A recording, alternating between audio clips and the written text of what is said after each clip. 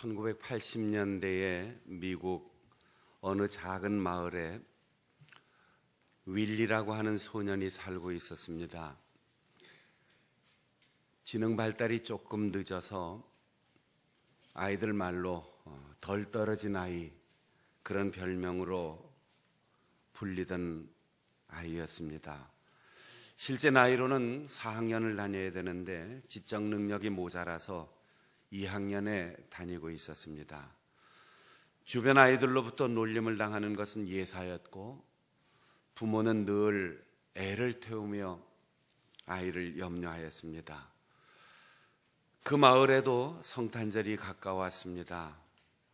여느 교회처럼 윌리가 다니는 교회도 어린이들이 중심이 되어 성탄절 연극을 준비하게 되었습니다. 연극을 지도하는 주일학교 선생님에게 작은 고민이 하나 생겼습니다. 윌리를 소외시킬 수는 없고 윌리를 연극의 배역에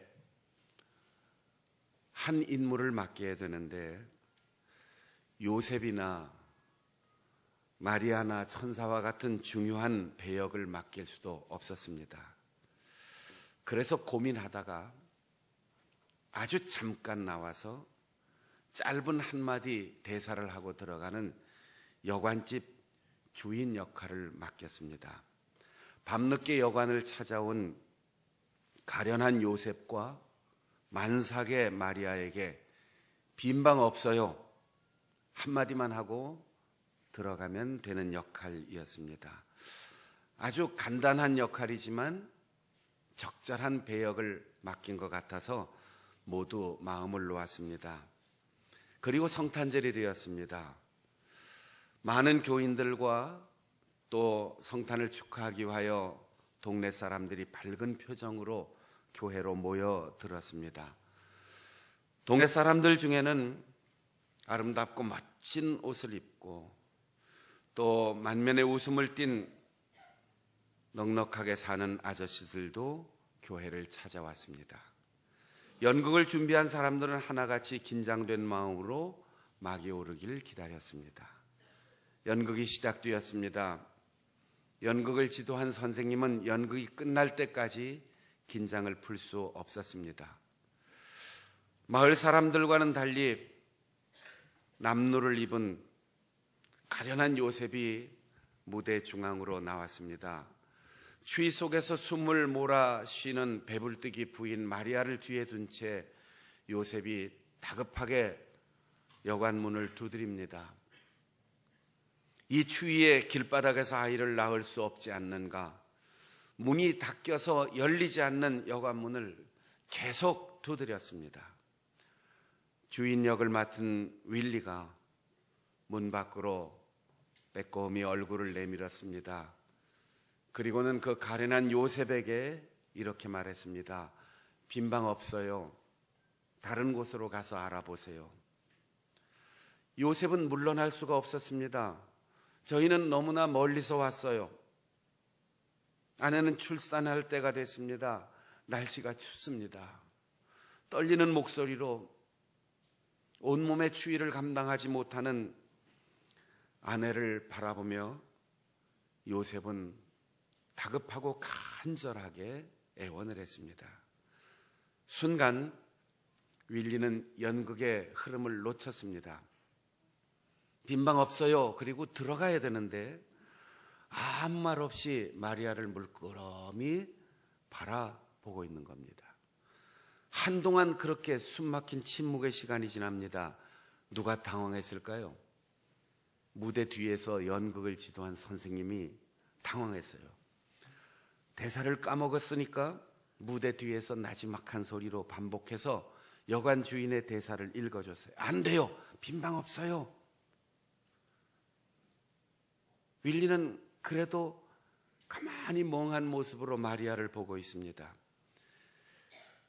윌리보다 더 다급해진 선생님은 무대 뒤에서 관중들이 다 들을 수 있을 만큼 큰 소리로 대사를 읽어줬어요. 안 돼요. 빈방 없어요.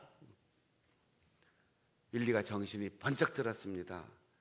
그리고 선생님의 뜻대로 자기 대사를 다시 한번 큰 소리로 외쳤어요. 안 돼요. 빈방 없어요. 다른 데로 가세요. 무대 뒤에서 선생님이 가슴을 쓸어내렸습니다. 요셉은 크게 낙심한 채 마리아를 데리고 뒤로 돌아섰습니다. 그런데 문제는 지금부터였습니다. 퇴장해야 할 윌리가 돌아서질 않는 거예요. 무대 뒤로 들어가야 되는데 그저 문간에 서서 뒷모습을 남긴 채 멀어져 가는 요셉과 마리아의 그 가는 모습을 물끄러미 바라보고 있습니다. 야, 빨리 나와. 빨리 나와. 아니, 나오라고 선생님이 시끄럽게 큰 소리로 외쳐도 윌리의 귀에 그 말이 들어오질 않아요. 그냥 그렇게 서 있는 윌리의 눈에 어느덧 배불뚝이 마리아의 뒷모습을 바라보면서 눈물이 뚝뚝 흘렀습니다. 그리고 윌리는 소리를 쳤어요. 요셉, 가지 말아요. 마리아를 데리고 돌아와요. 빈 방이 있어요. 내 방을 쓰면 되잖아요. 각본에도 없는 대사였습니다. 크게 당황한 선생님은 연극을 다 망쳤다고 속이 상했습니다. 장례는 술렁이기 시작했고 웃는 사람, 엉망이 됐다고 짜증내는 사람, 그러나 잠시 후에 연극을 지켜보던 모든 교인들과 마을 사람들이 감동을 받았어요. 성탄절을 맞아 값비싼 옷으로 치장하고 교양 있는 모습으로 교회에 온 그들은 이 성탄의 아름다운 사건을 멀리서 바라보려던 그저 그렇고 그런 관객들이었습니다. 구경꾼이었습니다. 하지만 그들은 그 덜 떨어진 소년 윌리의 돌발적인 행동으로 말미암아 이제 윌리와 함께 크리스마스 사건에 깊숙이 개입한 주체가 되었습니다. 그 덜 떨어진 소년의 대사가 마음속 깊은 곳에 공명을 일으켰기 때문입니다. 그리고 그날 그 연극에 참여한 모든 사람들은 새롭게 자신들의 인생에 다가오시는 아기 예수님을 모실 수 있는 진실한 마음의 방을 준비하게 되었습니다. 빈 방이 있어요. 내게로 오세요. 이렇게 말할 수 있는 관객에서 무대 위로 올라간 주체들이 되었습니다. 오늘은 성탄절입니다. 예수 그리스도께서 흠없고 티없는 순전한 아기의 모습으로 우리들 마음에 그리고 우리의 가정과 사회에 탄생하시는 절기입니다. 우리는 어떤 모습으로 이 성탄의 계절을 맞을 것입니까? 아기 예수님은 갑옷을 입고 말을 타고 화려한 치장을 하고 오지 않으십니다. 오늘 우리 곁에 가장 불쌍한 사람으로, 가장 외롭고 힘든 사람의 모습으로, 만삭의 마리아의 모습으로 우리에게 찾아오는 그 사람의 태 안에 잉태되어 있는 채로 우리에게 찾아오십니다. 그저 옷 잘 입고 품위 있는 미소를 지으며 박수 쳐주는 아량을 가진 구경꾼들에게 선물을 전하거나 혹은 연극을 준비하며 성탄을 축하하는 교양 있는 그리스도인으로 우리 속에 오실까요? 아기 예수의 탄생을 직접 한 주체로 참여하면서 빈방이 있습니다. 내게로 오세요 고백하는 사람들이 오늘날 교회 안에 몇 사람이나 될 것 같습니까? 바라기는 오늘 우리 장충단 교회의 성탄 예배에 참여한 여러분들의 겉모습이 아니라, 우리가 만나는 스쳐 지나가는 사람들이 아니라 우리 속에 그 사람들을 받아들일 수 있는 마음의 빈 방이 있기를 바랍니다. 바빠요. 어려워요. 형편이 도저히 불가능합니다. 아무것도 받아들일 수 없는 분주하고 꽉 찬 만원 여간이나 만원 버스는 아닙니까? 아무것도 여유 없는 삶을 각박하게 살면서 내 곁을 스쳐 지나가는 마리아를 알아보지 못하고 예수님을 모셔드릴 수 있는 기회를 놓치며 살고 있지는 않습니까? 예수님이 우리의 아름다운 찬양과 화려한 순서와 그리고 멋진 모습으로 모인 우리 가운데 계시다면 우리는 안심할 수 있습니다.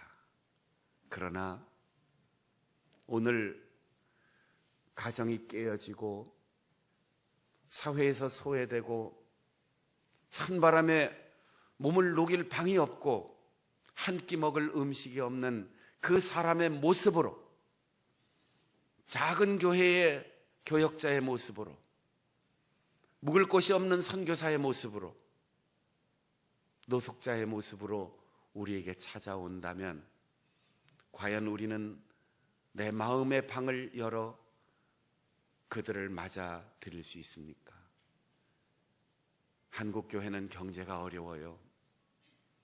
교인들의 사업도 잘 안 돼요. 우리의 지갑도 예금 통장도 비어 있어요. 아이들 등록금 마련하기도 어려워요. 연말연시에 새 옷도 한 벌 사 입지 못했어요.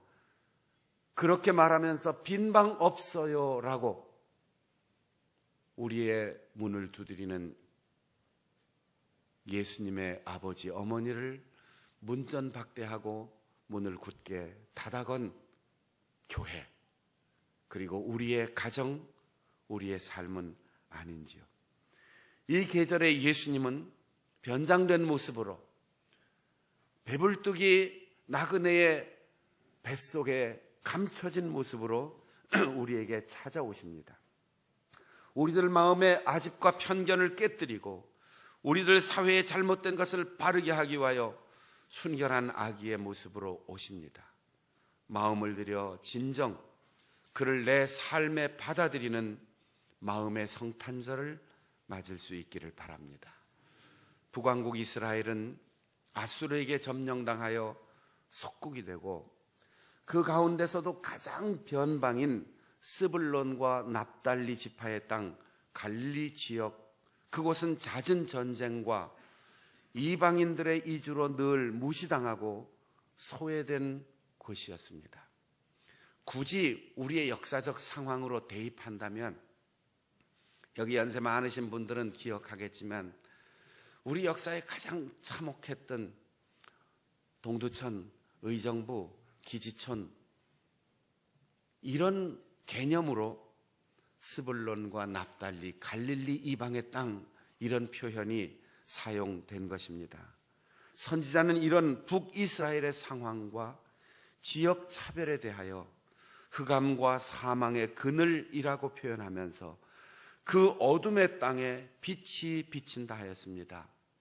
강대국의 군사적 침공 앞에 무기력하게 나라를 빼앗긴 이스라엘에게 압제의 사슬을 끊고 침략자의 무장한 갑옷이 불꽃에 타버리는 풀잎처럼 순식간에 사라질 것이라면서 그런 희망이 한 아기의 탄생으로 이루어질 것이라 하였습니다.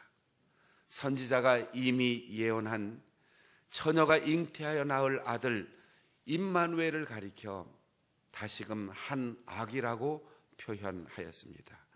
그 아기의 탄생에 대하여 다양한 역할을 부여하고 있는데 그 모든 표현은 놀라우신 조언자, 강하신 하나님, 영원히 계시는 아버지, 평화의 왕 등 이사야 당시 이스라엘과 유다 백성 모두가 가장 절실하게 바라는 실제적 필요를 나타내고 있습니다. 아기 예수님께 찾아와 경배한 동방의 박사들이 있습니다. 우리는 그들이 예수님께 황금과 유향과 몰약을 드렸다는 사실에 대하여 집중하고 그들이 바쳤던 그 선물의 의미를 해석하기에 골몰해 왔습니다. 그들이 바라본 별이 무엇이냐 역사적인 증거를 찾기 위해서 노력해 왔습니다. 그러나 우리가 놓친 게 있습니다. 동방 박사들이 헤롯 임금에 돌아와 보고하면 칭찬해 주겠다고 하는 제안을 거절하고 다른 길로 갔다는 사실입니다. 다른 길이라고 하는 것이 어떤 의미이겠습니까?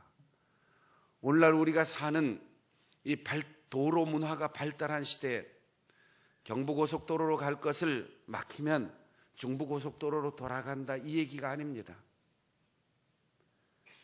위험하고 험난한 길, 그러나 고대로부터 계속해서 다양한 인구가 이동했던 안전하고 보장된, 그리고 그들이 경험하고 여기까지 왔던 그 좋은 길을 버리고 새로운 길을 선택했고 더 위험하고 험난한 길을 선택했고 목숨을 내놓고 좋은 길을 가기를 거절했다는 겁니다. 예루살렘으로 돌아가면 임금이 칭찬해 줄 테고 안전을 보장해 줄 터인데 동방 박사들은 예수님을 만난 이후에 다른 길로 걸어갔습니다. 때로는 지금까지 자기들이 걸어왔던 길보다 더 험한 길, 더 위험한 길, 더 어려운 길일 수도 있습니다. 그들이 자기의 고국에 돌아가서 다른 길로 갔다는 것은 다른 삶의 방식을 선택했다는 뜻입니다. 사랑하는 성도 여러분, 한 아기를 만났을 때, 구세주 예수 그리스도를 만났을 때 무엇을 드렸느냐보다 어떤 변화가 있었느냐가 더 중요합니다. 예수를 만난 후에 여러분 지금까지 걸어온 길보다 다른 길을 선택하였습니까? 지금까지 살아온 삶의 스타일에서 새로운 삶의 방향이 설정된 적이 있습니까? 지금까지 추구하고 좋아하던 그것에서 무엇인가 바뀐 것이 있습니까? 다른 길로 간 경험이 있습니까? 아기 예수님은 우리에게 그런 변화를 요구하는 것입니다. 한 아기가 우리에게 가장 필요한 존재로 태어날 것을 그 첫 번 성탄절에 누가 상상이나 할 수 있었겠습니까? 목자도 헤롯 임금도 박사들도 그 부모들도 아무도 상상할 수 없었겠지만 이미 이사야 선지자는 이야기합니다. 그 아기가 우리의 인생의 가장 놀라운 조언자가 될 것입니다. 이 모든 세상의 신들 위해 가장 뛰어난 유일하신 하나님, 전능하신 하나님이 될 것입니다. 만났다 흩어지는 조언자가 아니라 영원히 계시는 우리의 아버지, 그리고 두려움과 권력으로 사람들을 지배하지 않는 평화의 왕으로 오실 것입니다 라고 말합니다. 하나님께서 보내실 새 왕은 힘과 두려움으로 다스리지 않고 평화의 통치를 이룰 것이라 하였습니다. 군대의 힘으로 통치하거나 방어하거나 피 흘리는 압제로 백성을 두렵게 하거나 영토를 넓히는 권력은 오래갈 수 없습니다. 정의롭고 공평한 권력이라야 하나님께서 굳게 붙드시고 오래도록 지속시켜 주십니다. 한 나라의 권력에만 국한되는 이야기가 아닙니다. 여러분이 기업을 경영하든, 여러분이 직장에서 어떠한 직책을 맡았든, 교회에서 무슨 직분을 맡아 사명을 감당하든, 가정에서 아버지가 되든 어머니가 되든 형님이 되든 누이가 되든 그 어떤 삶에서 우리가 가진 모든 힘이 하나님의 뜻에 합당한 정의롭고 공평한 힘을 행사하는 사람이라야 그 지위와 그 직분과 그 명예가 오래 갈 수 있다는 뜻입니다. 가장 절망적인 순간, 나라의 운명이 풍전등화와 같을 때 모두가 다 틀렸다, 우리나라는 망한다, 이제는 끝났다라고 할 때 선지자는 희망을 말합니다. 하나님께서 그 백성을 사랑하시는 마음과 회복시키기 위한 섭리를 가리켜 여호와의 열심히 이를 이루리라. 영웅이 등장해서가 아닙니다. 합리적인 시스템과 절차 때문이 아닙니다. 하나님이 나를 위하여, 하나님이 우리의 가정을 위하여, 하나님께서 우리 교회와 이 민족을 위하여 열심으로 하나님의 정의가 이 땅에 이루어지기를 바라며 섭리하고 계시다는 겁니다. 열심이라는 말은 불타는 열정, 반대로 부정적으로 사용되면 치명적인 질투, 그런 것을 뜻합니다. 질투도 불타는 것이고 열정도 불타는 것이, 그래서 주변의 모든 것을 다 태워버립니다. 가만히 두질 않아요. 하나님은 이 땅의 모든 죄와 불의를 태우시고, 하나님은 이 땅의 모든 영역에서 뜨거운 사랑의 불길을 다 오르게 하실 겁니다. 하나님께서 그 백성을 구원하시고 다시 새롭게 하시는 일은 보통의 마음이 아니라 불타는 마음으로 하십니다. 오늘 여러분에게 이 하나님의 열심의 불이 옮겨 붙을 수 있기를 바랍니다.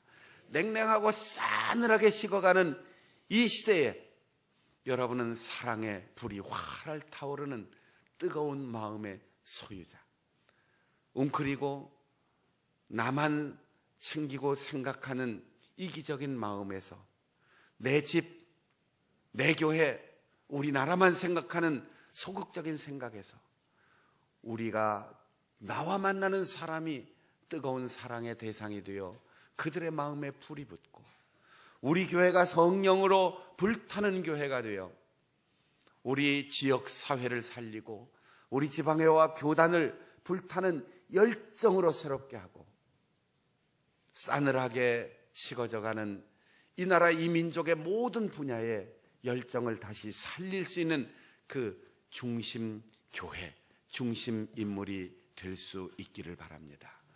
변방의 어두운 땅 갈릴리에 비춰온 빛은 지리적 위치와 물리적 현상만을 말하는 것이 아닙니다.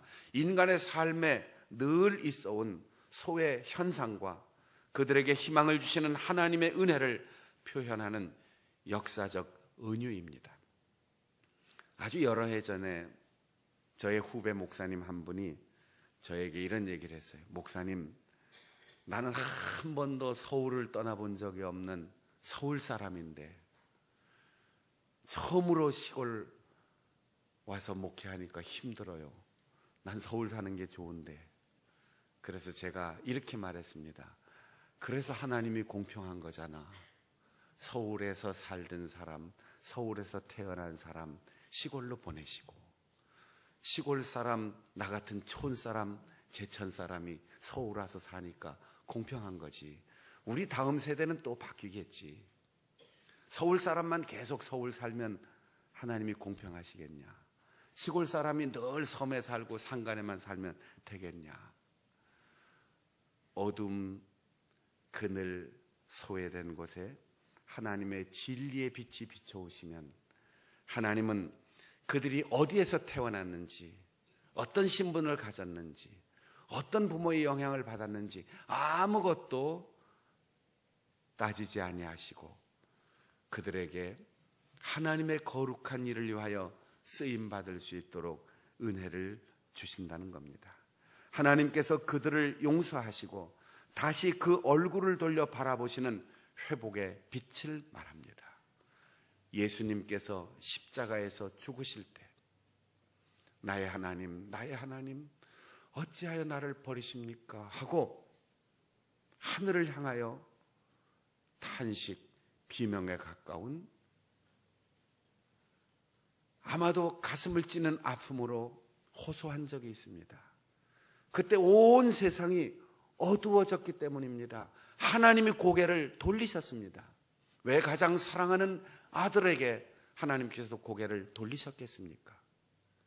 그 순간 우리의 모든 죄를 예수님께서 담당하셨기 때문입니다.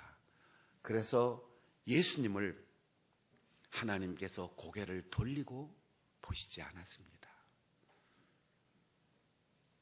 그 은혜 때문에 하나님은 예수님을 제물로 받으시고 얼굴을 돌려야 할 우리를 향하여 다시금 바라보시며 진리의 환한 빛을 비춰 주셨습니다.